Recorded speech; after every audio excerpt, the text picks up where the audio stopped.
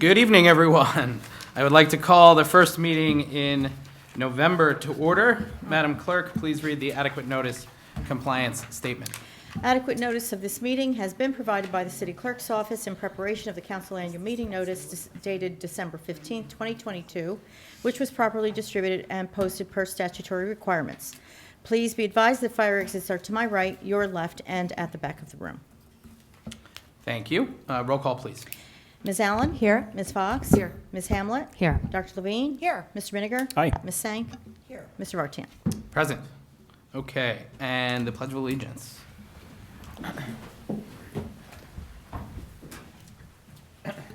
I pledge allegiance to the flag of the United States of America and to the republic for which it stands, one nation, under God, indivisible, with liberty and justice for all.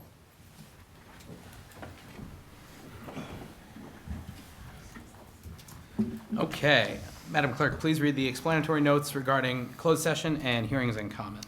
A closed session meeting as authorized by state statute was announced and held prior to the start of this meeting, and the known items for discussion were listed on the published closed session agenda.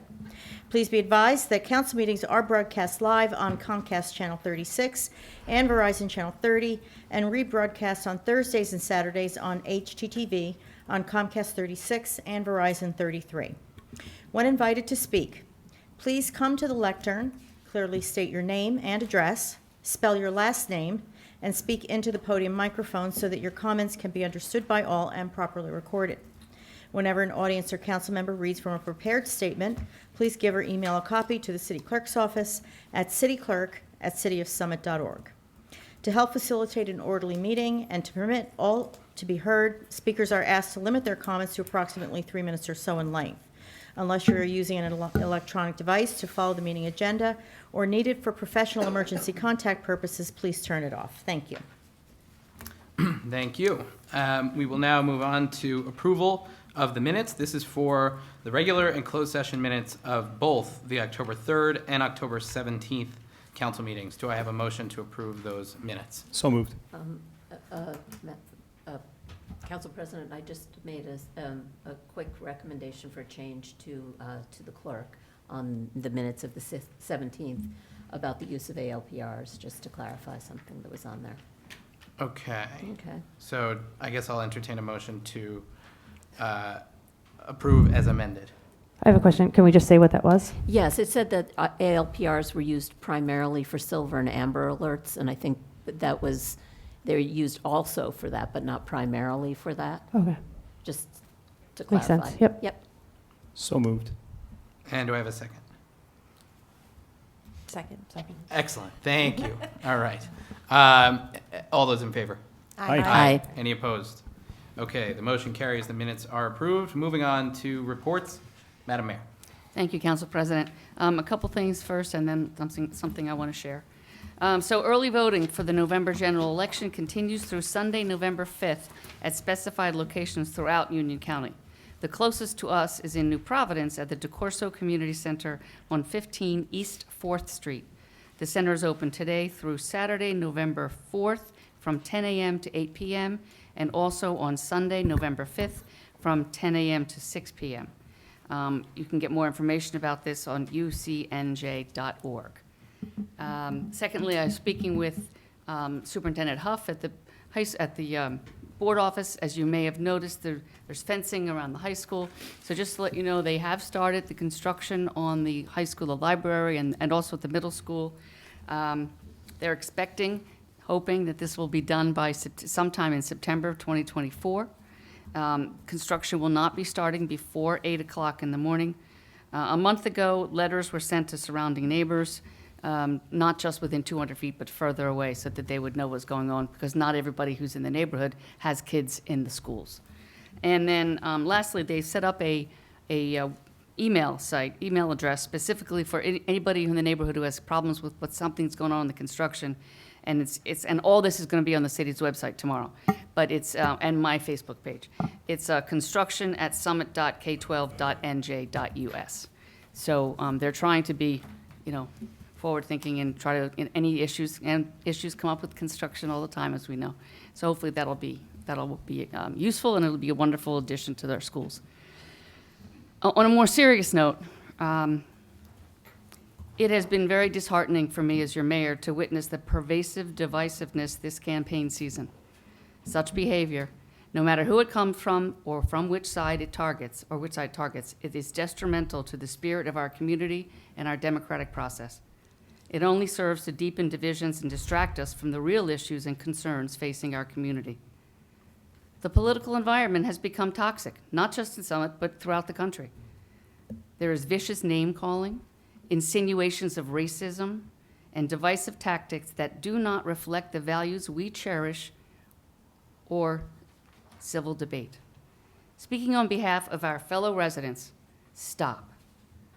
We are tired of this behavior. I cannot tell you how many people have emailed me, called me, and stopped me on the street to say, "Oh, what's going on? Can't you do something about this?" And personally, I know I can speak here and speak to the community, and I can tell people what I think, but I can't physically stop it. Everybody has to take responsibility. It's equally important to ensure that we do not judge an entire group or party based on the actions of one or a few individuals. Painting broad strokes only perpetuates further misunderstanding and animosity. I call on all residents, supporters, and candidates from all parties to approach the final days until Election Day on November 7th with a renewed commitment to civility, understanding, and respect for one another. We're neighbors. We all want to live here for the same reason. We want safety, we want good schools, we want camaraderie. So let's focus on the ideas and policies that can drive Summit forward rather than succumb to the lowest common denominators of political discourse. Thank you. Thank you.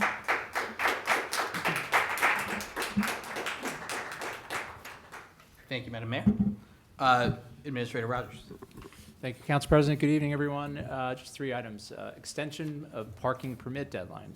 The City of Summit Parking Services Agency is extending the deadline for resident parking and transfer station permit renewals to November 30th, 2023. Permits are required by the City of Summit for residents to park in municipal parking lots and garages and to use our municipal transfer station.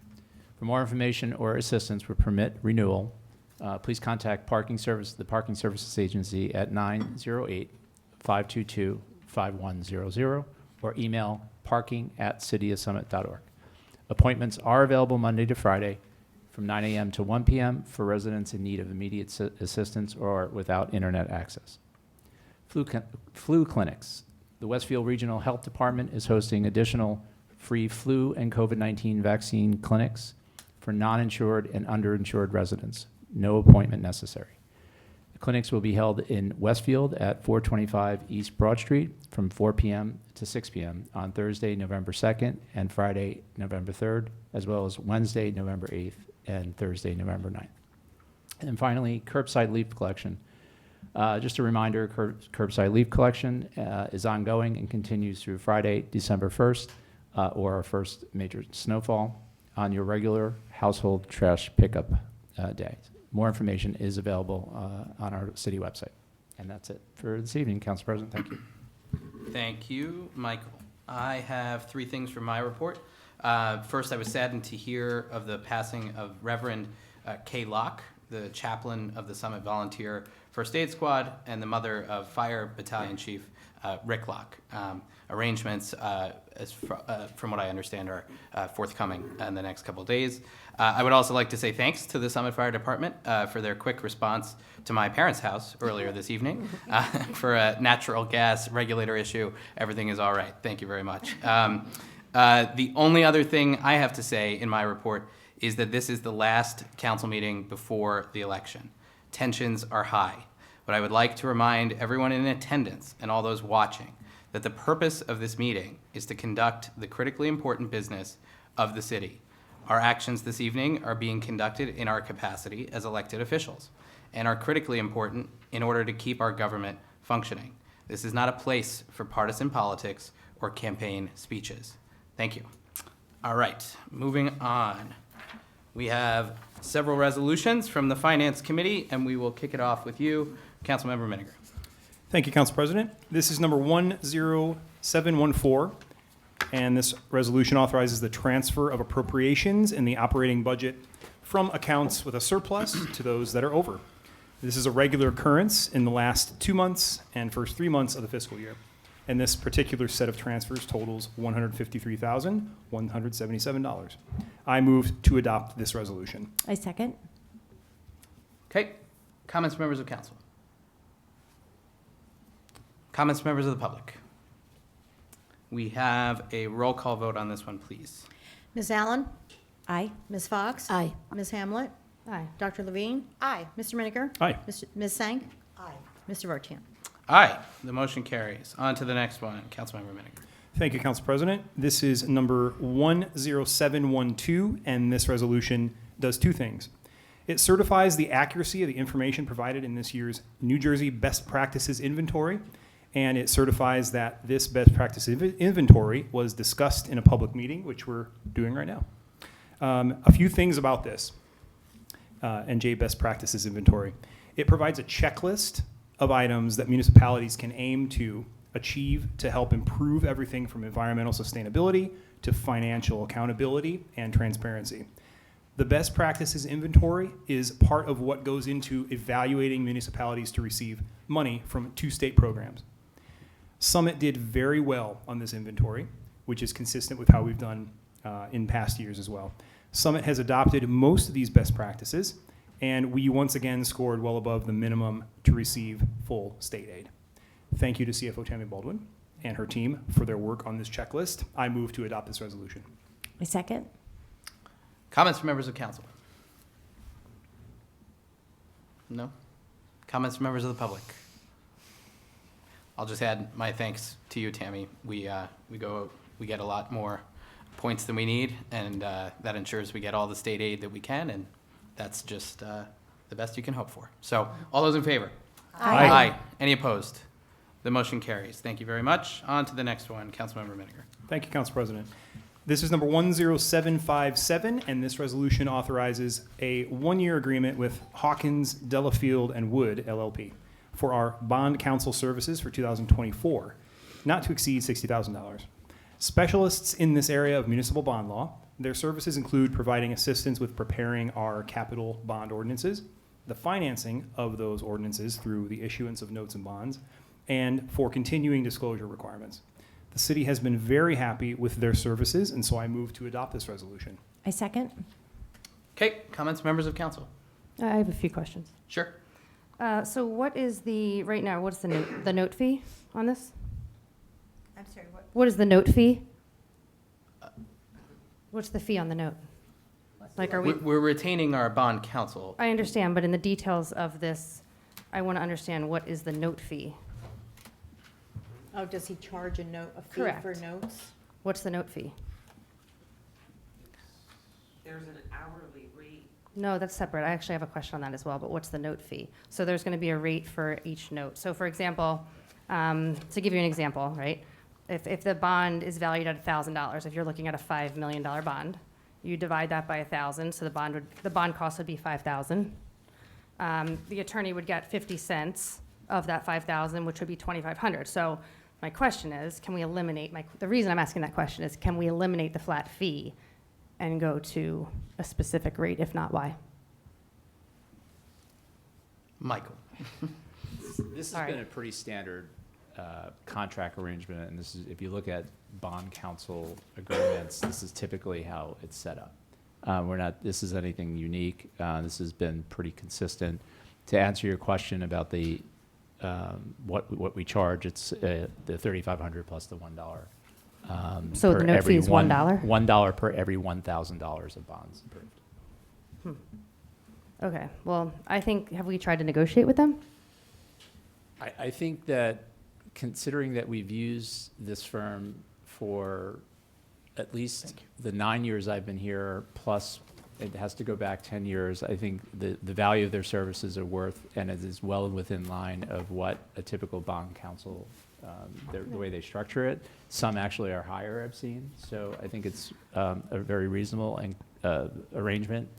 Also, just for the level of competency we receive from Bob Biden. So do we have to make this decision tonight, or can we try to negotiate further? Because when I look at his contracts, it looks like he's, are this firm, I should say, it looks like we could potentially get them down to 85 cents. Like, is I don't this- know what the base, I'm just saying, like, do we have to do this tonight, or can we think about it and try to negotiate more? we don't have to do it tonight, to answer your question. But I would like to see examples of what you're talking about. I'd be happy to do that. My next question is their hourly rate. It seems like if it's more than $220 an hour, it would be too high. Can we ask for a blended rate? So that would mean if we had a professional that was a principal at $800 or an associate at $150, if the firm incurred 40 billable hours, it would be a rate of 220 hours. That would be my second question. You can negotiate whatever you need to negotiate. And right? Michael, Like, we I- speak 14 times a day. I just came up with this one tonight No, at 5 I'm- o'clock, so it's not that this is just something that I just got late to the council I would like packet. to see what you're looking at as a comparison before we. Fair enough. Anything is negotiated, so. Would it be amenable for just to have another discussion, or is it a time-sensitive topic? I don't know. That's just my question. I think it Well, would be worth I- negotiating further. The reality is it's not. We typically, I think it's just on a cycle of when we are usually putting these service contracts up for council approval. I'd like to see us take another look at it So- if we can. I'm not saying it's wrong. I'm just saying I'd like to take another, and Andy, I didn't look at this, I swear, till 5 o'clock tonight, so I'm not, I really didn't look at it until the 11th hours, and I typically try to get to everybody ahead of time, but I did look at it, and I think it would be worth maybe negotiating and saving the city a little bit of money if we can. Well, Marjorie? I'm a little confused because it says here that the hourly rates are $180 for a partner and $125 for associates. Those are pretty low by, They're very low. But and no, if you look in the other part, Marjorie, what other part? if you look at, sorry, so it's more for so my eyes. Bond and other capital ordinances should be billed on the basis of $400 per ordinance. Prepared or reviewed multipurpose ordinance shall be billed at $750. Issues for notes in anticipation of the issuance of bonds shall be charged a charge of $50 per $100,000. And it goes on and on and on. But I think that's where I was sort of like, should we look at a blended rate? But a blended rate of what? Because The professional service fees. But the professional service fees are, those hourly rates are way below that what they would charge anyone I'm other just than a asking if we municipality. could, I'm not a lawyer, I'm just asking, No, I'm can we take another look at it? But I don't know what you're reading is part of the problem. What are you reading from when you say this? Yeah, but what I'm requesting is just, what are you looking at and what are you comparing it to? Sure, we can- So I just want to see. I'm just, yeah, if we had to do it tonight, then I think I'm probably for it. I'm It's on just- the agenda. That's the council's decision of whether they want to move it or not. I mean, my thought is, I'm comfortable with this agreement because we've had this agreement with this specific firm, which I have been happy with and which I have been impressed with before. This is the kind of thing where I think if we can have a discussion much earlier in the process, we Again, can get it, agreed. My fault. we can potentially decide if we're going to pull something from an agenda, but we're here now. I just didn't get a chance to look You know, at it, honestly. Michael, what are your- I you know. think this is a very fair arrangement. Yeah. Contractual arrangement. And Okay. it's been very similar for many, many, many years. So I just don't, to go back, nothing may happen. I'm not saying that you couldn't negotiate, but I think this could have been done before we put this. I will say this, I had 3 children with strep throat in the last 7 days, and when I say in all sincerity, I just didn't get to look at it until today. I just didn't. Well, Council President? Yeah. I would like to pause this, because I did talk to Delia in another capacity, Councilmember Hamlin, in parking services and community I had programs. a bad week. It was a rough week. So if we can, Okay. if we can postpone it, it's complete, as long as it doesn't, Thank if it you. So doesn't. I think what we're looking for is a motion to Thanks, Andy. table. Is that Table. what we're looking for? Mhm. So I propose a motion to table. Thank you. Okay. Thank you very much. All right. Do we have a second? Second? Okay. All those in favor? Aye. Thank you, Councilman Motion Miniger. carries. All right. So we'll do that next meeting, and let's connect on, what we're talking about here specifically. Okay, you. good. Number 4, Councilmember Miniger. Thank you, Council President. This is number 10756, and this resolution authorizes a 2-year contract extension with Sal Electric Company Incorporated for on-call electrical services, not to exceed $40,000 per calendar year. This is for unexpected or emergency electrical work to be performed across various city departments. This extends the contract using the same terms and conditions through December 31st, 2025, and I move to adopt this resolution. I second. Okay, comments from members of council? Comments from members of the public? All those in favor? Aye. Any opposed? The motion carries. Next up, last one, Councilmember Miniger. Thank you, Council President. This is number 10769, and this resolution authorizes a one-year contract with Wildcats and Company, LLC, for audit, budget, and financial services, as well as some note/bond sale services. This contract is not to exceed $76,000. This extends the contract using the same terms and conditions through December 31st, 2025, and I move to adopt this resolution. I second. Okay, comments from members of council? I guess I just have one question. So this is the same company that we've used last year? So it's the same one? Okay, Yes. thank you. Okay. Comments from members of the public? All those in favor? Aye. Any opposed? Motion carries. And moving on to safety and health, Councilmember Fox. Thank you, Council President. The first one is ID number 10765, and this is a resolution to award the bid for 2024 and 2025 animal control services to Animal Control Solutions. And the bid for 2024 services is $58,092 plus additional fees for services rendered, and it's in a not-to-exceed amount of $70,100. And for 2025, it's for $61,572 plus additional fees for services, and again, a not-to-exceed amount of $73,500. The vendor also has agreed to consider another 2-year extension, so I move to adopt this resolution. And do we have a second? That would be you, Councilmember Sank, Sank. do we have a second? I'm sorry. You're, Yes, yeah, please. you're the second. Oh, I'll second. Thank you. Thank you. Okay, comments from members of council? I just have a couple questions. Yeah. Councilmember Fox, can you just tell me how many calls we had for 20, if you don't know right now, it's not a big deal. I remember we had these numbers, 22. So how many calls per year? I still think this number seems really high. I guess we can't negotiate. We got one, it's a bid. One bid. It's one bid. So we get one bid, this is it. Okay. Exactly, and I don't know how many. Yeah, no, that's because- okay. If we only have one bid, it is what it Yeah. is. Yep. Yep. Is there any way we can, nothing we can do? The municipal government's just, there's one bid. We can't, like, what about a public company? Like, it's, this is, like, so we're tied to this just because we have one bid. It just seems really high. That's, I guess it is what it I'm is. not sure what that's based on, but here's what I do know. They had a contract with us from 2020 to 2023. Basically a flat rate that was what they provided 2020, 2021. We did 1-year renewals. It stayed the same. So they've been doing this for 4 years and it's been at the same rate. So this is, I think, a reasonable given what we've seen, and we all know in our inflationary time, this is not unreasonable, but there is nothing to negotiate. This is That's done not- for a bid. No problem. Okay, Council President, can I just ask a curious question? Kind of to that point, when we had a rabid fox, I mean, is there a way to peel out? I'm just curious, because I would think it would take some expense and time to find the fox and to put, so this is, it would fall under this, No. correct? that one was a Oh. police matter. police. Police were involved, but normally that's wildlife, like certain like bear. You have to contact New Jersey Division of Fish and Wildlife. Like there are certain things. This wouldn't necessarily be covered under that. Okay, It's your domesticated animals that you're dealing with mainly. got it. Like deer? No dogs. Yeah, dogs, cats. There might be some others. You have a domesticated deer. I thought we talked about deer They being are in part of this. domesticated. I thought, I No. know they're, I thought deer were under this.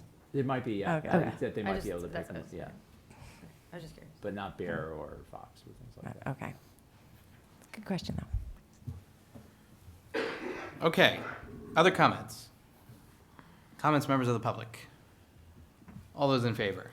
Aye. Aye. Any opposed? The motion carries. Next one, Councilmember Fox. Thank you, Council President. This is ID 10779, and it's to confirm the mayor's appointment to the Board of Health. We discussed in closed session to confirm the mayor's appointment of Amitha Kumar to the Board of Health. We've had, she is very, very qualified, and we're very pleased that she's applied, and this will allow us to make sure that the Board of Health is able to have a quorum so they can conduct their business. So I move this resolution for approval. And do we have a second? Second. Excellent. Comments from members of council? I have a comment. Yep. I think she will bring a lot of expertise and enthusiasm, and I am very glad that she's been appointed to this role. Amitha, if you're watching, congratulations and welcome, and thanks for stepping up. Okay. Other comments? Comments from members of the public? All those in favor? Aye. Any opposed? Motion carries. And we have a couple from Community Programs and Parking Services, but I think we're going to bundle them together into one. So Councilmember Hamlet. Thank you, Council President.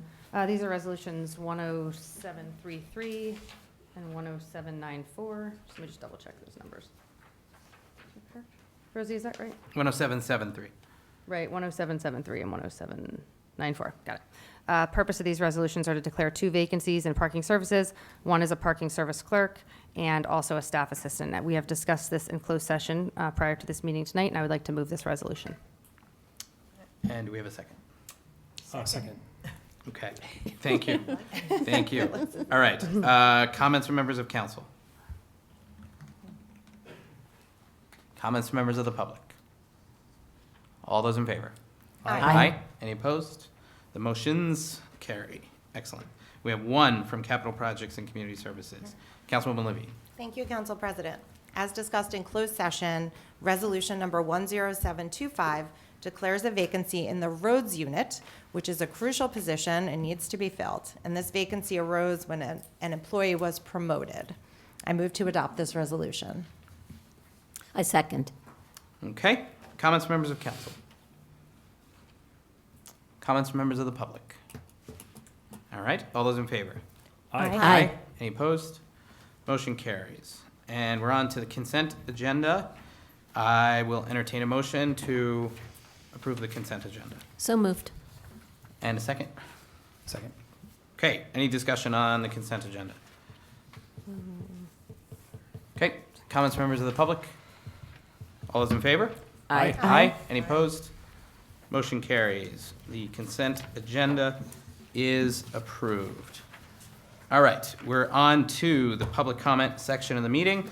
A reminder again about my council president's report, which was not that long ago, but this is not a campaign meeting. Please keep partisan politics and campaigning out of this meeting. A couple council meetings ago, I was reminded by Reverend Harrield, sometimes called the conscience of Summit, that I have the responsibility of asserting authority to keep things from getting out of hand. I will heed his advice and urge everyone to be reminded of how the comments are conducted. 3 minutes per person, please. Please ask your questions up front, and please sit down after your comment. If we can answer your question, we will, but this is not going to be a big back and forth. If it requires follow-up, it will be referred to the appropriate department or committee, and you will receive a response. Okay, thanks.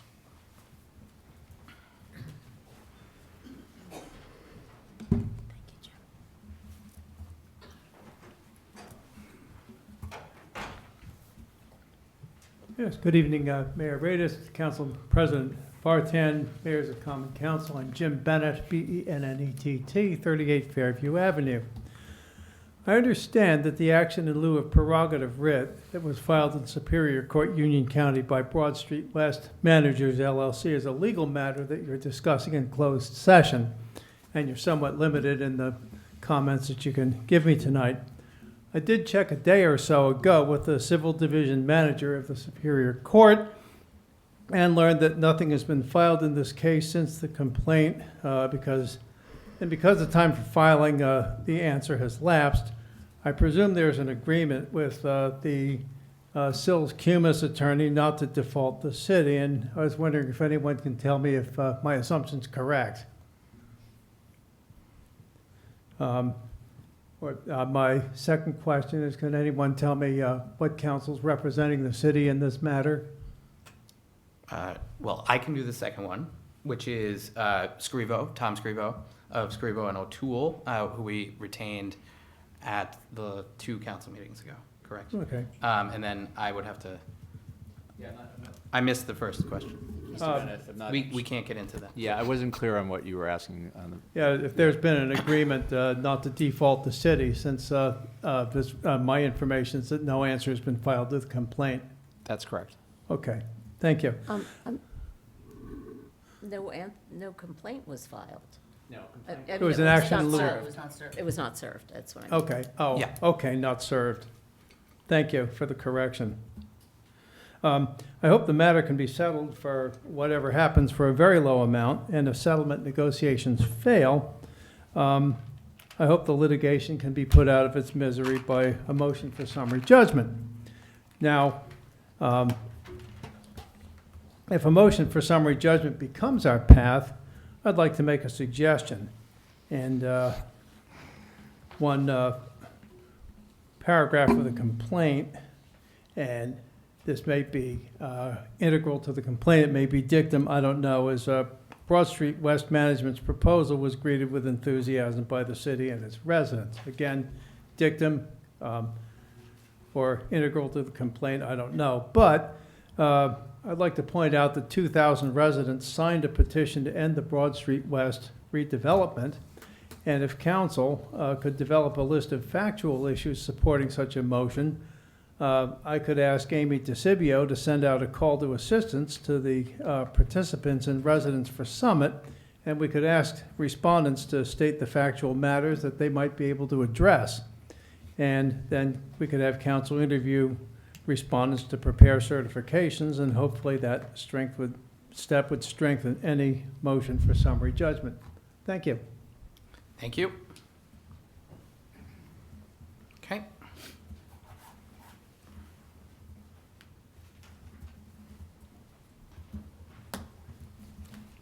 Good evening. Claire Toth, 11 Sunset Drive. One item jumped out in the best practices audit. It was the response to what is the biggest hurdle to implementing shared services. Basically, insufficient staffing. We know that our city staff is as lean as the capital budget. And as a city, as council, as community members, we ask an awful lot of city staff. When I've dealt with anyone as a citizen, as a volunteer, every single staff member has been gracious, has been professional, has been overly generous with his or her time. And I think as a community, we need to do a better job of supporting and appreciating the fabulous staff that our city has. And I just urge council and all of us to get creative in ways to do that. Thank you. Thank you.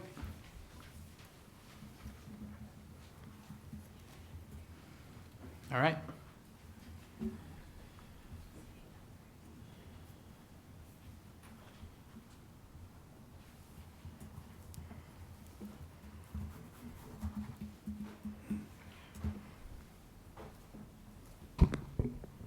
Hi, Dave Gale, Parkview Terrace. I don't have anything prepared to hand in, but I'm certainly happy to send an email with it. There was just 2 things. One, I was going to, we know one of the firemen in town, so he had suggested emailing the chief of the fire department, but I figured given that the council meeting was tonight, I could speak to this.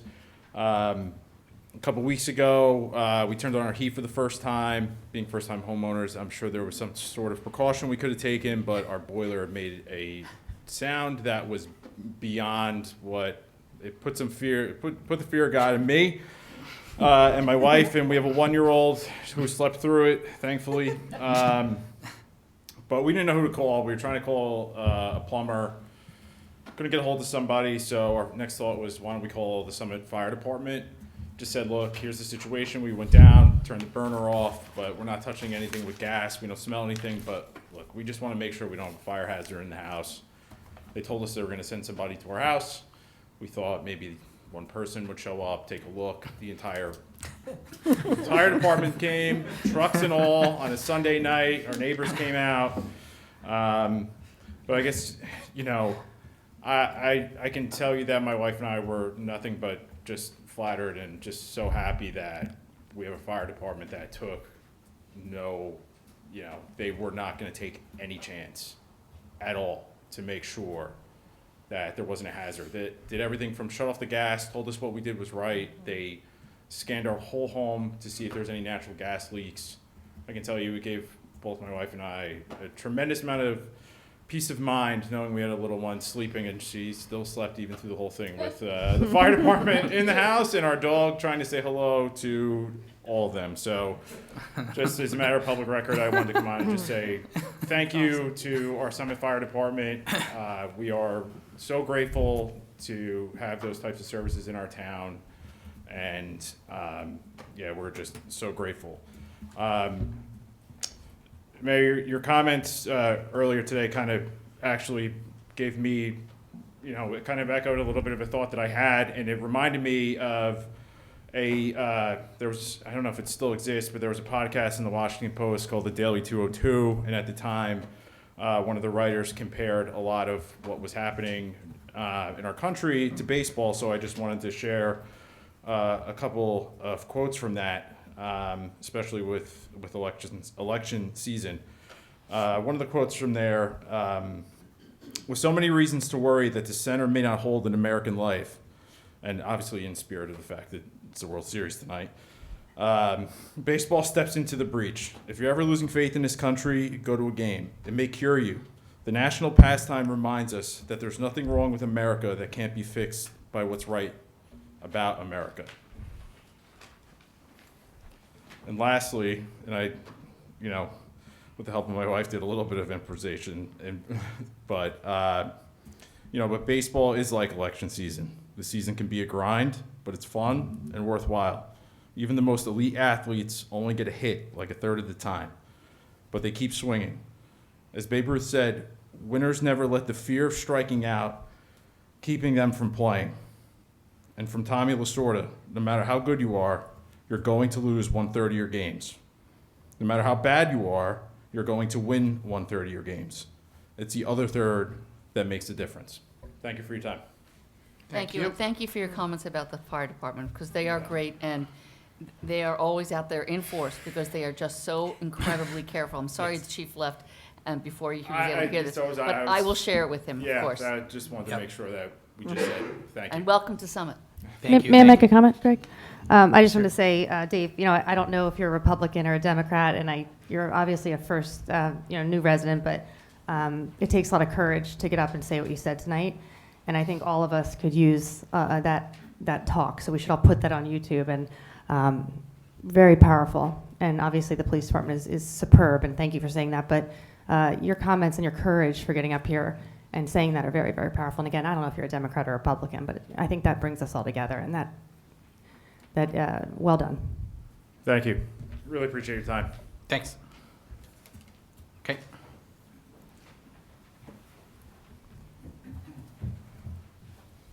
Jamel Boyer, 204 Morris Avenue. Mayor, Council President, council members. Over the weekend, me and my running mates dressed up in costumes, handed out candy to a bunch of kids with the PAL. And then later on that evening, someone put on social media typecasting us, and I was typecasted as brainless. My children, my wife, you know, they see these things, and it wasn't just that. It's the constant social media bullying that I've experienced since February. Relentless. Why are you a Republican?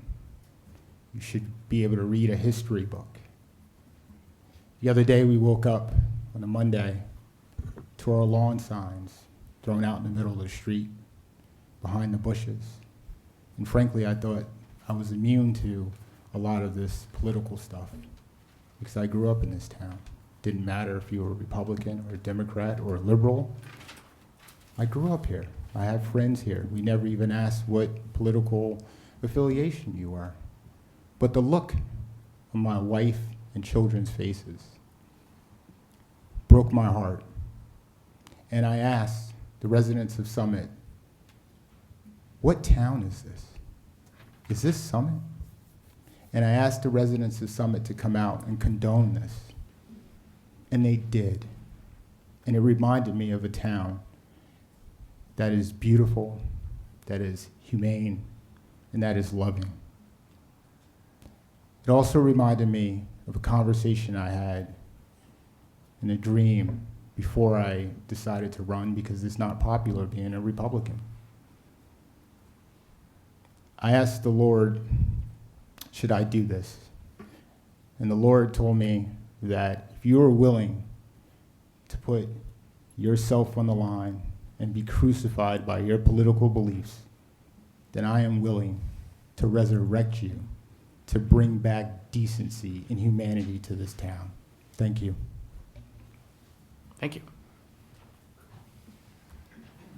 Okay.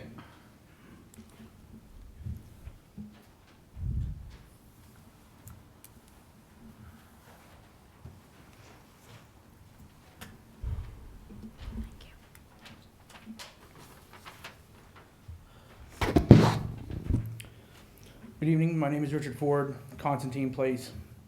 I want to speak tonight and hopefully better understand the process the City Council and governing body has in place around conflicts of interest.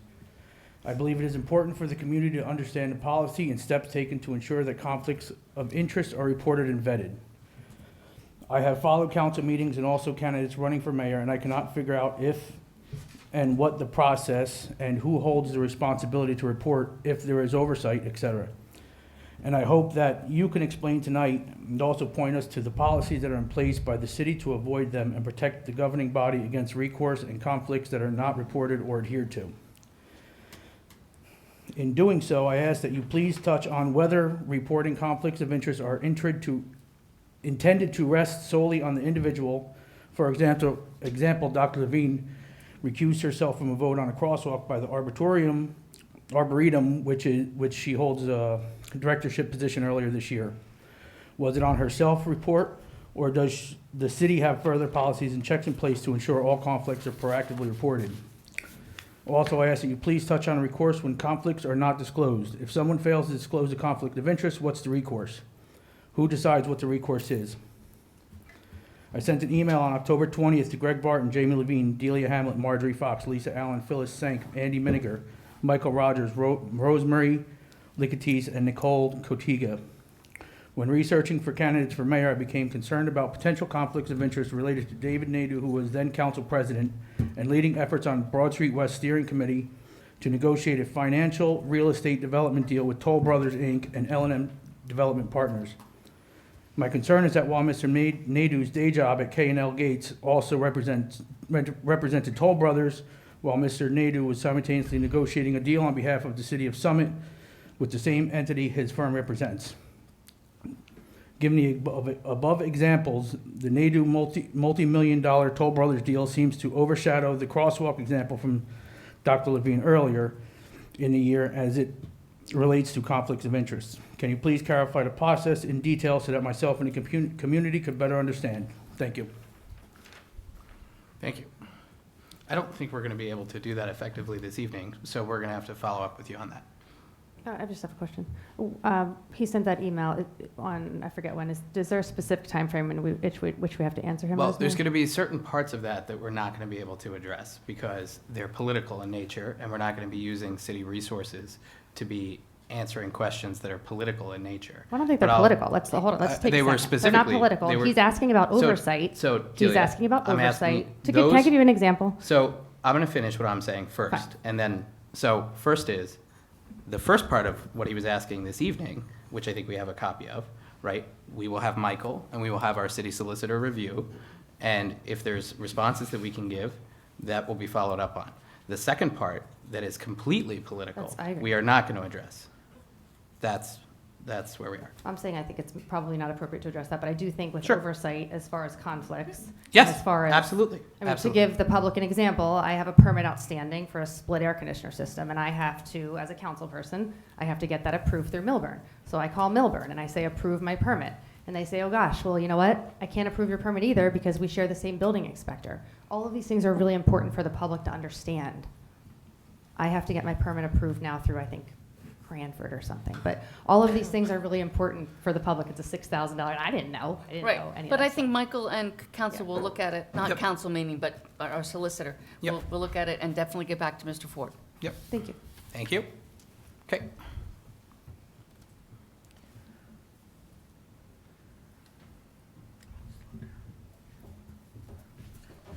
David Naidu, 100 West End Avenue. I just heard Jamel Boyer speak about personal attacks. And what followed after that? A personal attack on my ethics. Now, I find that very interesting. I think most people hearing that would also find it interesting. Mr. Boyer also went on to speak about the destruction of lawn signs. I had spoken about the destruction of lawn signs. In fact, I spoke about that a few years ago. And for that, I was mocked and ridiculed by my opponents, including now in a digital ad, where they say, oh, David Naidu cares more about lawn signs than he does about safety, which is absolutely wrong.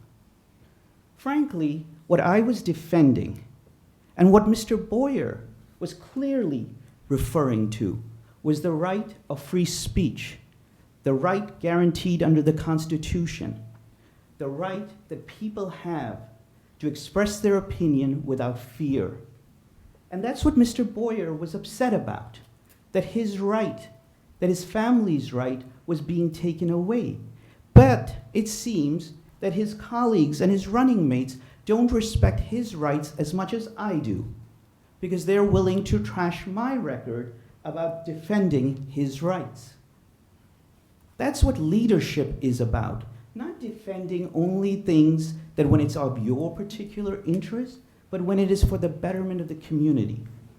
Let me address Mr. Ford and his ridiculous charge of any ethical violation. Frankly, it's insulting. And the reason it's insulting is that I'm a partner, just as Mr. Pulowski is in the same law firm. Mr. Pulowski and I are in the same law firm. He doesn't happen to be a partner, I do. The fact of the matter is we are a law firm with 1,800 lawyers plus worldwide, with 45 offices. We have tens of thousands of clients. And those clients are involved in a whole set of issues. I had nothing ever to do with Toll Brothers. I used to recuse myself when there was paving on my street. I recused myself when it dealt with any nonprofit that I was involved in. If I, for 1 second, thought that it was necessary or appropriate to recuse myself, I would have. I did work on Broad Street West along with all the other members of council and the mayor and city staff for the betterment of this community. You may disagree with it, but there was nothing that any of us did to benefit the developer in any sort of way. We all looked at our fiduciary duty to the city and we did it. So I think where we've come, as Mr. Boyer said, is really about the state of the politics in this town. And that is to say that we really are better than this. We really are. Unfortunately, I did not hear the mayor's comments because I had to be with my son. But let me say this. I have walked this town multiple times, met thousands and thousands of residents. And really, they expect better from us in a political debate. They really do, and they deserve it. Okay? We have people who have real issues going on. I'll ask you to wrap up, please. Thank you. I will. They have real issues going on. And we, those of you who serve, who have the honor of serving, when I had the honor of serving, one of 7 members of this body, to be able to help them, that's what we should focus on. Thank you.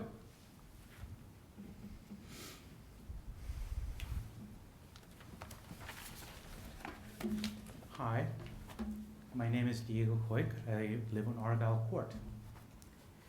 On the evening of October 21st, lawn signs supporting me and my running mates were also vandalized. This was 2 days after representatives who did not support the choice of speaker were being threatened. I felt very threatened.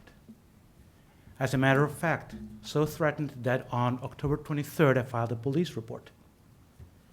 The intent of this police report was not to make it political. It was simply to establish a record in case there was any violence coming my way. As a matter of fact, I have no idea what the number on the police report is. It was filed with Officer Sowers, and Rosie, perhaps you can actually get this police report from the police department and enter into the record. But it was not just my lawn signs and my running mates, the lawn signs supporting my running mates on my property that were vandalized. My neighbor across the street, his lawn signs were vandalized as well. And 2 other houses on Springfield Avenue that had our lawn signs were also vandalized. 4 houses. How do I know they were vandalized? As I told Officer Sowers at the time, the lawn sign was here, the metal was on the ground. And in order to rip a lawn sign, you need to have what? A sail. You get the wind, that could happen. It could topple it. But it cannot separate the 2 pieces of the lawn sign. The metal was in one place, the lawn sign was in another place. One of my strong supporters who lives in one of the premier streets in North Summit was the one who alerted me to the lawn signs being blown away.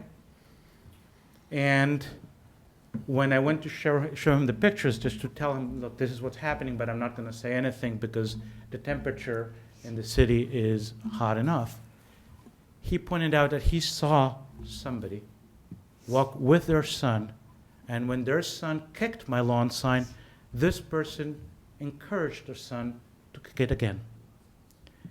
I have knocked on a house,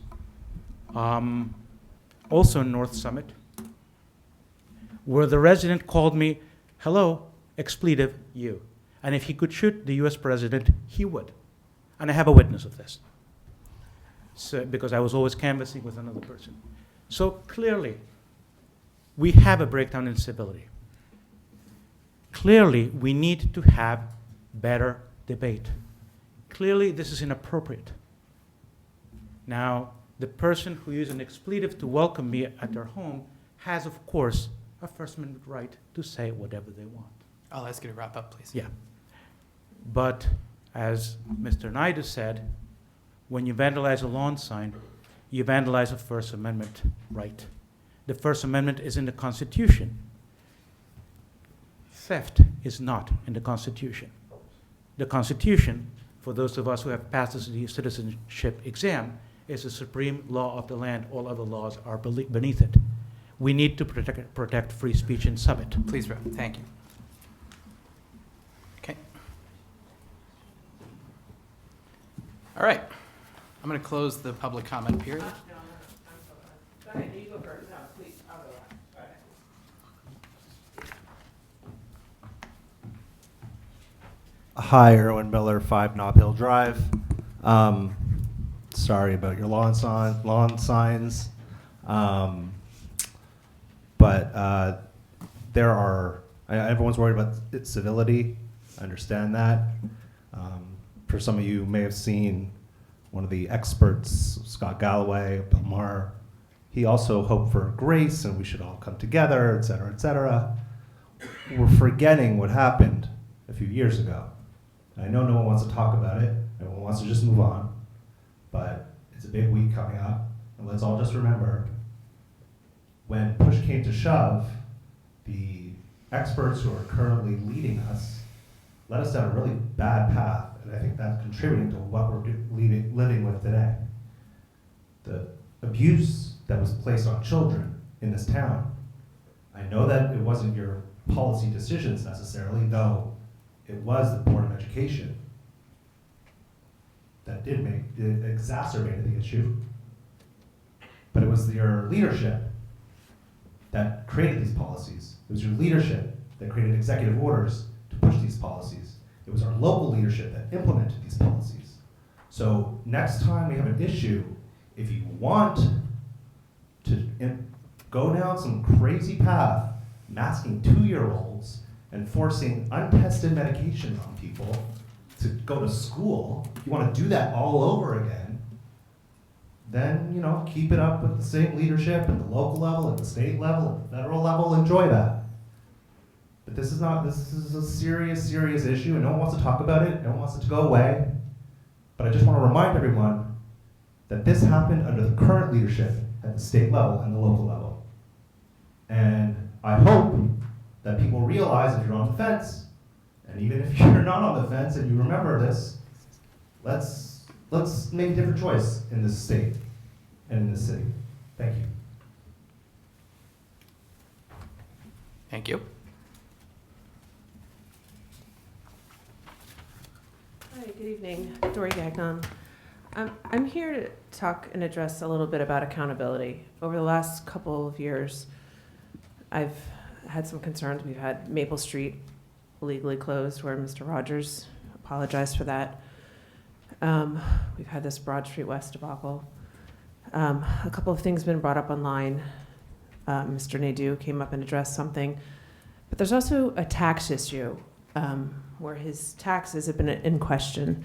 And I'm not specifically going to address him per se, but I'm going to address the process. And when we do something on our home, a project, we go for a variance, we go to the planning board, the tax assessor comes knocking on our door. They reevaluate us, and our taxes go up. Now, for some people in question, they don't go up. However, there has to be some accountability for the town, for who's in charge. And as Ms. Toth said, you know, our staff here is very precious, or they're understaffed. But there's always a process here, and I'm always questioning things like, why were the signs in town done when they shouldn't have been done? And why are things being mislooked at? Why is, if you're recusing yourself on sidewalks and he's not recusing himself when Toll Brothers is paying his law firm and he is a partner in it and he's getting kickbacks at the end of the year for that? Why isn't someone making sure that things aren't in place here and things aren't looked at properly? So that $60,000 in taxes isn't coming back to the city to pay for some of that firehouse project that we're doing. So we're not looking for people in the city to help us finance that. Or, there's a lot of people here that are in foreclosure that can't even afford their taxes, that have to put their house for sale. So there's a lot of mishaps in this city. And I'm sitting here, so confused. So I wonder, is this a council thing? Is everyone here paying their taxes? I'm really scratching my head. Do I have to look at everyone's taxes up on the dais and say, does everyone get a freebie? Or is this new where Ms. Hamlet now has to go to a different city to have an inspector look at? Is that new since Mr. Nadeau was on council? I really am confused and concerned that the city is not doing the proper steps, and that we are liable as a city with Broad Street West with that mismanagement, and that you guys are being sued, that things aren't done properly. And so I'm asking this as a concerned resident, that other people now know about what's going on, that the Attorney General or someone's going to come in and say that there was cash, and people question this with Broad Street West. Who really has their hands dipping in what? And people said, no, not going to happen. But that's what people are coming Dory, back I'm to gonna me stop asking. you now. I'm gonna stop you now. I'm not done. No, Because you you're gave at your 3 everybody minutes else. now, Dory. So I'm gonna stop you Everyone now. had 5 or 10 and they were So rushing you. no, I'm gonna stop you. I'm gonna stop you I'm just now. telling you, there's a lot of questions going online. Please and stop. People are asking. I'm going to stop you now because a lot of the things that you've just said would constitute crime. Okay, and I'm I going to refer understand you. that, but Dory, people are stop asking. talking, please. Thank you. Whatever. There you What you've spoken about just now is crime, and if you have evidence of that, I encourage you to file a police report. Please sit down. Thank you. I encourage you to file a police report and contact the prosecutor's office. Now, I'm going to close the public comment period. Come on up. One more.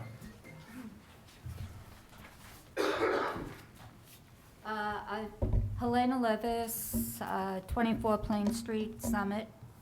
I've been coming to the meetings for about a year now, consistently, and just sitting and listening. And throughout the year, I've heard people say things about the council, throwing shades, supposedly. When it came to closing Maple Street, I heard someone say, well, maybe some of you gained financially from that. A lot of things are thrown out without any evidence, without any proof, just putting it out there. When they said that Mayor Radisson didn't care about crime in the train station, when she's one of the most compassionate people when it comes about crime, homeless people, and everything. And now, once again tonight, shade is thrown on you. Do you pay your taxes? Don't you pay your taxes? That is so unfair. People, oh, you know what happened last year. Well, no, I don't know what happened last year. What are you talking about? And if you don't say anything specific, don't say anything at all.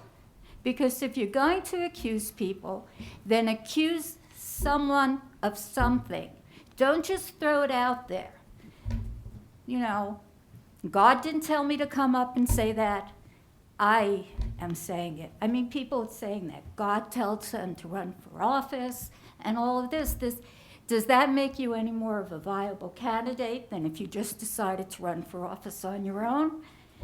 This is like getting to be crazy. You know, we're all here for one reason. We love Summit. We enjoy living in Summit. And what's happening is we're starting to ruin it. It's starting to become like every place else that we hear in the news. Everything we dislike. And I think that we just should think about, this is our home, and how would we like our home to be? Thank you. Thank you. Can I just say something? I really would like to thank you. I have been sitting on council for what, less than a month. I am so impressed with the people up here. I thought I knew what council did, but I had no idea. They told me it'll be 5 meetings, many more that you don't even know about. The integrity, the hard work, the absolute no compensation, the honesty. I'm so impressed with every one of my colleagues. I'll only be here till December 31st, but God, when I hear some of the charges that are filed and hands in the pocket and this and that, do you realize nobody here gets 1 penny for what they do? They do not get reimbursed 1 cent for gas, for charitable giving, for showing up at every event in town. There has to be some respect. And I really want to thank you as a member of the public for recognizing that. And thank you for letting me speak. Thank you. Okay, I think now we're going to close the public comment period, and we're going to move on to council member comments and new business. Mayor. I am remiss. I meant when I gave my comments in the opening, just to ask everybody in the room to say prayers and think about the families in Lewiston, Maine, who lost 18 loved ones and several others that were injured. So if we could just have a few moments of silence, I'd appreciate it.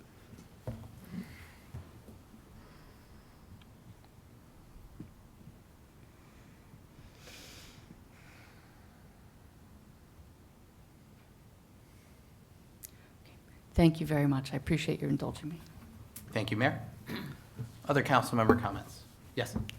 I want to welcome Nate, correct? Thank you for coming to your first council meeting. I'm sure it's not an easy one to watch. I think it's been 2 years since I've been on this council, and it is hard to always bite your tongue and be somebody who doesn't want to say things to inflame our community. And it is an honor to serve, and I want to thank Helena. I have watched you over the last couple years for being here, And to say tonight respectfully that people can't come up and be political, I think that it speaks to the fact that over the last 2 years, people have felt shut down and that there's a trust issue. And when I came on, the first thing we were dealing with was gas leak blowers. And people felt engaged about it because they felt as though when it was sprung on the community, they felt like the process didn't feel fair. And when we went through Maple Street, it wasn't that people didn't really want outdoor dining, they felt the process was broken. We had to dig through and find out there wasn't a permit. And that's not fair to the community, it's not right. And with Broad Street West, people had to show up in the hundreds to come to this council and ask us to please just pause. People didn't want to necessarily, there were some people who would get rid of the building entirely, but most people just wanted real facts. They wanted us to be truthful. And every turn we took, and I think that we need some healing in this community, on this dais. Every turn we took, they got information that wasn't correct. And they felt deceived. And I'm going to say, I think that we owe it to our community to be honest, to be fair, and we can lecture them about civility, but if we don't start first, then we don't deserve their civility. That's my feeling. And we should treat everybody with the same respect. Because I'll tell you, there's been some things that have been said that are so hurtful and inflammatory and bringing in national politics. When you say you don't want national politics, but you still bring it in, and it's really dangerous for people in our community. When we look at what's going on in Israel and Hamas, that's where real hate leads. Maine, I don't want anyone in our schools to get hurt. I'm a parent too. I don't want any harm to come to one single hair on our children in the entire country, actually.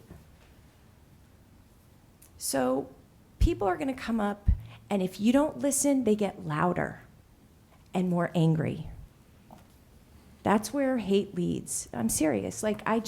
So if we really want to heal and we really want to do something good for our community, we'll stop lecturing them. We'll stop telling them that they're wrong for feeling the way they feel, and we should start listening, because that's where change happens. I just have to say that, I would like to turn a page, because when I moved to Summit, I have lots of friends who are Democrats, Independents, and Republicans. You know, the tragedy on this is that I don't think I could do today, if I started out today in politics, there's no way I could have the same circle of friends that I had 10 years ago or 13 years ago, because politics has become so volatile that our political identities have become far more important to us than the identities of our community, our friends, our husbands, our wives. I mean, to say that people should divorce people because their political affiliation, come on, guys. We take care. It was posted on Facebook that people should. Well, I don't look at Facebook. Well, yeah, that they should divorce their Republican husbands. It's come on. So those people are idiots who say that. I know, but my point being is that, and I'll stop, but I have to say this. We all are accountable. It starts here. It starts with us. It does. I'd like to respond to this. Lisa, when you came on, Lisa, I understand what you're saying, but when you came on council as a new council member, and I was council president, I helped you. I worked with you. I answered your questions. I reviewed the things you were doing. And then, I told you that our success was everyone's success, that I wanted you to be successful because we were all a team working for the city and working to make this community a better place.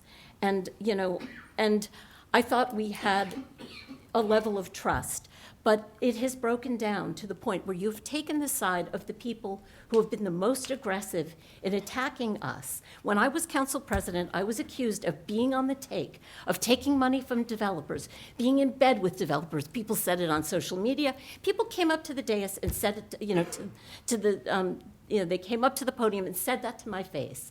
And, that is, to me, unacceptable. I am a volunteer. I am doing this because I love this city. And, I understand that people may not all agree. But for you to take the side of the people who are attacking us, and then for you to later write a letter accusing us of wrongdoing about Maple Street, and then, of course, you apologize privately. You never retracted the letter that you wrote without any basis. I am the first person to say that I have met with any number of people. I will listen to anyone's views. There was a process, and there was also a process of unwinding Broad Street West. It wasn't that I didn't listen. And, when people say you don't listen, it means you don't do what I want you to do. And that's what it's turned into in this community. And there are, 20 or 30 loud voices saying what I think, there are a lot of quiet people in this community who are upset by what they're seeing and the loud voices and the criticism and the nastiness. And for you to just give license to that, like you just did. Dory just came up and accused us of being on the take and of things, that is disgraceful. And we sit here and we listen to it week after week. And then you wonder why maybe no one wants to run for council anymore, because it's not worth it to put our families through that. And, Mr. Boyer's talking about his family. What about the rest of our families who watch these council meetings and see us accused of wrongdoing? I would like everyone to please reel it in and think about the fact that all of us on the dais are people too, and we all are doing the very best we can for the community.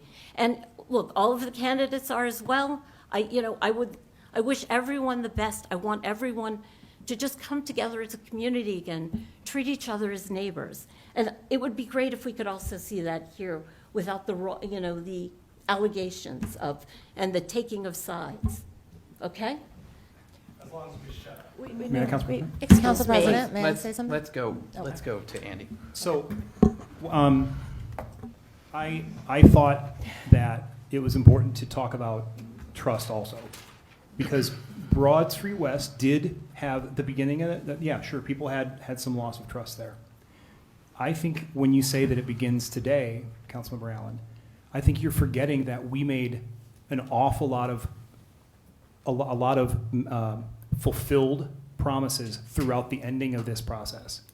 So one of them was we promised that we were going to get out of that agreement, okay? And there were 2 weeks or so in between where people had to wait to see if that was going to happen, and man, it happened. And then we talked about getting out of the area in need of redevelopment. And sure enough, we waited. You trusted us on that moment. You took a step. You gave us some grace in that moment, and it absolutely happened. And that is what builds trust. You take a step when you have doubt. You take a step towards grace, and you hear somebody say, "All right, I'm going to give you the benefit of the doubt for this one time." And if it happens, it happens. That is how trust is built. So to continue to go back and say that we have to start now with trust, no.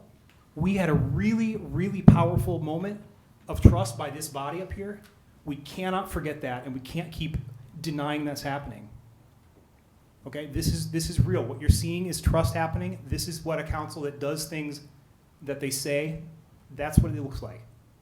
So please, trust has started here, folks. Do not continue to divide by saying that it's that there's some unfulfilled promises that have been, the lies still exist. Unfulfilled promises. No, you've seen them come to fruition. That's it. Let's go, Jamie. Sure, thank you, Council President. I want to acknowledge some of what happens behind the scenes that our neighbors don't always see, but there's a robust committee structure that is in the background. That there are 6 council committees, as you know. Each of us chairs one and is a member of another. Now, many of those committees are bipartisan, just by the nature of the numbers here, and we spend many, many hours in meetings each week and much behind the scene work and diligence before something is ready to come and be on our agenda and be deliberated on and voted on in public. And I just want to share my experience briefly. I hope you don't mind, Councilmember Allen, but she and I work together. We've worked together now, I guess, on 2 committees. The first one I chaired, and now the second one she's chairing, which is administrative policies. And I just want to give you a glimpse into how, into the many hours of work we do together. It is productive. It is thoughtful. We do really good work. I don't recall yes, constant challenge and disagreement, but never anything adversarial, never anything political. And this is what happens and what we do behind the scenes and what we do so well. And things have come on this agenda that are the product of that excellent work. And that is a lot of what is happening behind the scenes that isn't here for all of you to see. And I thought it was just an important commentary to add to the conversation. Thank you. Yeah. First, Marjorie, if it makes you feel any better, I do not think you received any money from Toll Brothers, so I'd like to just say that publicly. I have no concerns on that front. We've had those conversations. I'd like to say first, Council President Vartan, your words just tonight when you were saying not to make political speeches. Of course, we don't want political speeches, but we can't stifle what the community wants. You have your 3 minutes, and the reason you have that 3 minutes, and it's so important, is we can't tell you what to say. Right? That's not the right thing. That's why you have your 3 minutes. Mayor Radis, thank you for your comments tonight. They're very powerful. As a council member, if there is any hate coming out of any group, I will denounce hate immediately, and you will not be associated with me or my values. I hope that leadership will denounce any and all hate groups in Summit, New Jersey. I'd like to have some dialogue right now on a specific group, and I didn't plan on asking this, but I'd like to ask my colleagues if they would specifically denounce what happened to myself and the 3 candidates, how many are there? 1, 2, I can't keep track, the candidates from Summit Marches On this weekend. I couldn't shake it this week, I have to be honest. I know we can't control what someone on a group writes, but I think we need to have a discussion around what we will denounce and what are hate groups. Because as I look forward with my colleague, Ms. Sank, who's done a great job we're working on an anti-Semitism resolution. And she's done a great job looking at different resolutions, which I think are really important, and she's done a great job on that. And one of the things I talked about today with her is where do we draw the line? Because I've been, as a candidate and even now, all of us were tagged as, I was a witch. I think our first potential black council person as a man was called brainless. These are really hurtful things. So where do we draw the line at being a part of these groups? And as I look at passing the anti-Semitism resolution, one of the things that I'm very passionate about is, we put a lot of power in the Interfaith Council. And I think there's 12 organizations in the Interfaith Council. And I recommended that we have them all sign that resolution, because I want to be sure that all members of our Interfaith Council agree that there will be no anti-Semitism in Summit, New Jersey. And I think it's really powerful. So I was wondering if we could have some dialogue around what happened with this specific group the last week. Council President? Yeah. At the same time, I would like to have dialogue around some things that we heard in the course of the last year, because it's just supporters of us up here or supporters of candidates. I would like eventually for someone to acknowledge that when people call us liars, when we're actually not liars, it is important for people who read that on social media or on YouTube, specifically a finance meeting, a finance YouTube, Facebook Live, actually.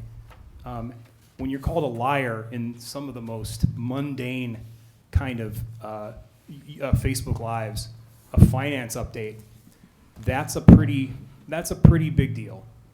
if you could please also, if we're going to do this kind of dialogue, if you could please also denounce that in a very, very public way. And I'm asking for whoever feels that they have the authority to do so, whoever feels that it's important for them to say so, I would love to hear that from you. Thank you very much. Andy, if anybody calls you a liar, I will definitely address those concerns. I'm just speaking about, and we don't have to have complete dialogue, but I am, I would like to know who, as an elected official, it was a painful week. And I think we should look at some of these groups who are representing our city committees, and if there's any hate involved with them, I think it's important. Finally, if anybody else has any other comments, couple other brief notes. I went to the Union County meeting last week and asked about Bryant Pond, and they received one bid for the hydro raking. So potentially we could start that this fall. We should be receiving an update, hopefully in the next couple of weeks. And I also asked about the fitness centers at Bryant Parkway there, because they are in desperate need of repair. Did get confirmation from Victoria Durbin Drake that they would be able to allocate some funds. So we see a lot of folks working out down there, and hopefully we'll be able to see an improvement in that. And then we had a meeting on maybe playground with the residents, and it was a great meeting, well done by our Mark and David and the committee there, looking at potential playground dynamics for maybe playground. There were some concerns around the noise levels associated with some of the equipment, so Mark and David went out to look at some of the decibel levels, and we'll be reporting back to those residents. So I think that's all I had, but thank you. Yeah, I was at that meeting too, and it was very, very, for the most part, a couple of complaints, or questions really, but it was mostly very favorably received. I want to go back for a second. I don't think we should. What I heard in what your comments just now was we shouldn't be trying to stifle the First Amendment rights of our constituents. But then I heard you say that you want to start down the path of designating local political groups as hate groups, potentially. And that's highly concerning to me, just as a person, but extremely highly concerning to me as a member of council, because I think that's the slipperiest slope you could go down.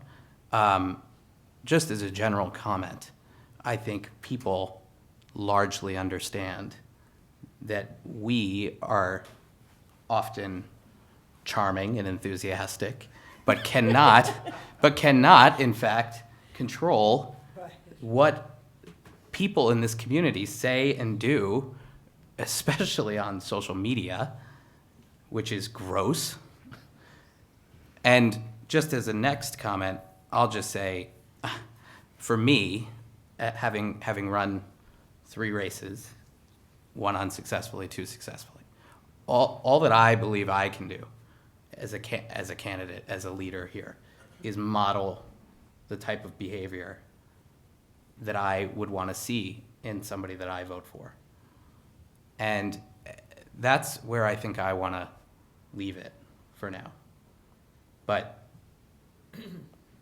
I'll leave it there. Thank you. Council President, I Yeah. just want to say something, just because a couple of people addressed me. First of all, I want to say thank you.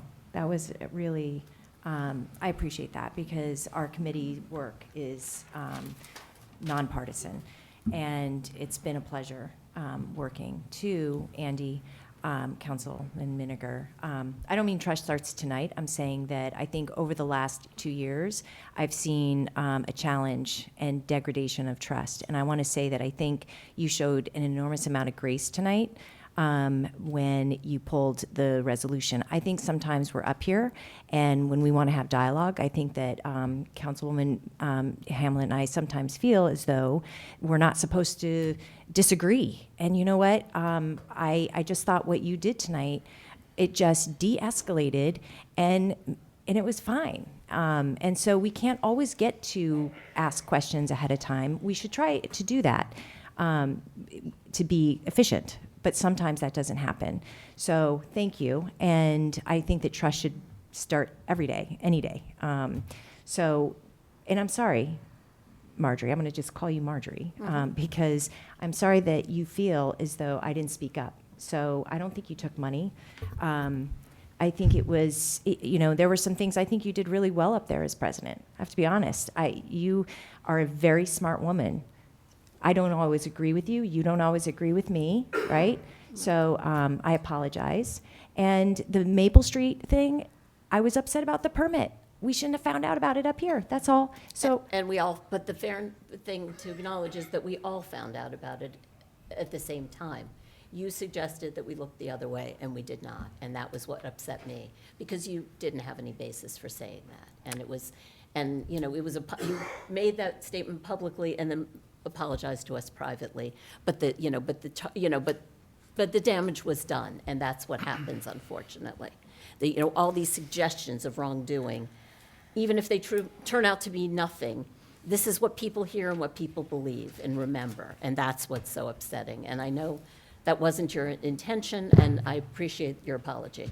right. And I think the private apology was that, you know, there's a lot of hard work that goes up here, and I felt frustrated that the process, you know, here we are telling people we're doing everything we're supposed to do, and to find out publicly we didn't. So I apologize to you and how you felt, but I don't apologize for being frustrated. We were all frustrated. The difference was that we didn't write a letter criticizing some of our colleagues for doing something intentionally wrong, and that was what I was upset about. May I make a comment? Jamie had asked. It's a different topic than this, so I think we've beaten a dead horse on this one. May I change the topic briefly? Please. Something has been just sitting not right with me from an earlier topic discussed, and that was regarding, well, number one, I'm so glad the anti-Semitism resolution is being worked through your committee. I've been, as you both know, those of you on the committee have been following up regularly on that. And just to clarify, I believe it's a resolution to define anti-Semitism, not to stop it, but to define it. And I think that that is apropos to what I was hearing just now. Anti-Semitism is not just a form of name-calling. They're very different. And that is what was bothering me just for these last few minutes. So I really wanted to just make that distinction. And the fact that we will soon have, hopefully, a definition to discuss and deliberate on, I think is a good thing for many reasons. But now that we've had this conversation, I think especially important. I'd like to just comment that we are working on what I would call a full-throated definition of anti-Semitism, which will be relevant to Summit as well as to surrounding communities, New Jersey and the country. And I've been working with Rabbi Friedman, and he is in touch with the Interfaith Council. And I hope that they will all be here, as many people as possible who care about this subject, on November 13th. I'm very proud to bring it forward. I thank Delia for her support, and just thank you, Jamie, too. And thank all of you, because I understand that all of you are pretty much in support, and I look forward to sharing the resolution with you. Thank you. Thank you. Thank you. Just one final comment, Greg, and I'll let everybody go home after this. But Lisa, thank you for your comment about Councilmember Miniger. And I think that tonight was a perfect example of what he did. And we're on opposite sides of the political party, but what he did tonight was the right thing. And by slowing that process down, Andy, well done, and thank you. And that's the way it should be up here. That's the way it should be.